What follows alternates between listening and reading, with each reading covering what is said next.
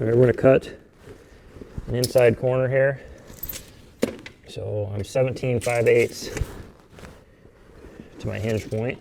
So mark that on the back. So I'm going to just transfer that mark around.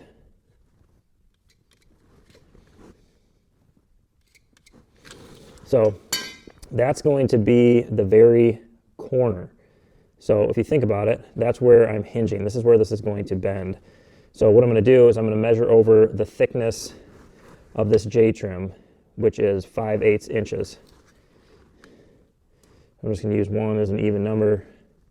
Go over 5/8. I'm going to cut down both of these lines. Bend that down. And I'm going to make an angle cut.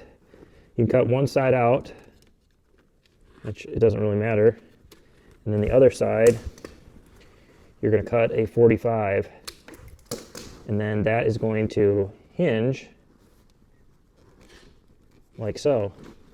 And then that's going to be your corner right there.